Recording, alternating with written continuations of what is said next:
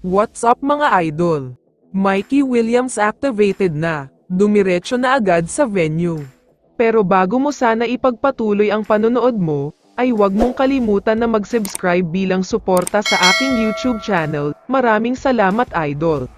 Ngayong araw ng Biyernes ay mangyayari na ang quarterfinals sa kabilang bracket. Syempre ay kailangang pag-usapan natin ng mabilisan ang sagupaan ng dalawang powerhouse teams na San Miguel Beermen at Meralco Bolts. Ito nga ang rematch ng last All-Filipino Conference Finals. Nag-champion ang Meralco last year kontra sa SMB.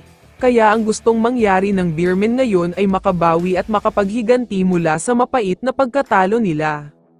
Delikado na ang defending champion Meralco Bolts dito dahil nga may twice to beat pa ang SMB. Ibang-iba din kasi ang Beermen kapag kumpleto at healthy sila, kaya mukhang no match talaga ang Meralco sa SMB ngayong quarterfinals.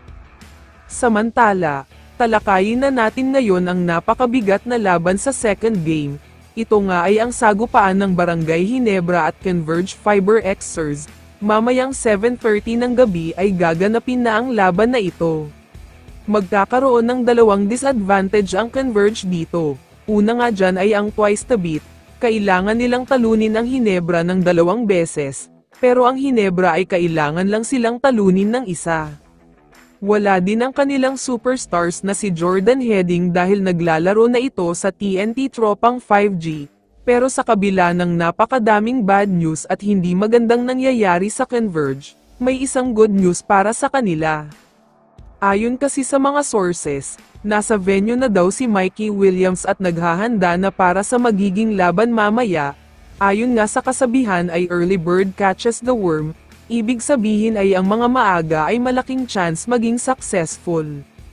Activated na daw siya ng Converge dahil tila nakipag-usap na sila tungkol sa usapang sweldo. Payag na daw si Mikey Williams at may kasunduan na talaga, pumirma na nga daw siya ng 2 years super maximum contract.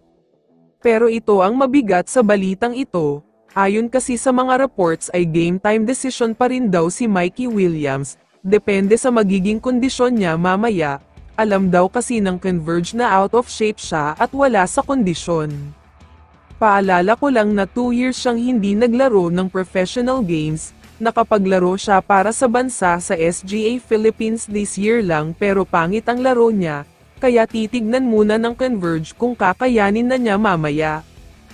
Kaya naman kung ikaw ang tatanungin idol, ano ang masasabi mo sa balitang ito? I-comment mo naman ang sagot mo sa tanong na ito. So dito na nagtatapos ang video na ito. Maraming salamat sa pagsuporta at panonood mga idol. Ingat at bye-bye.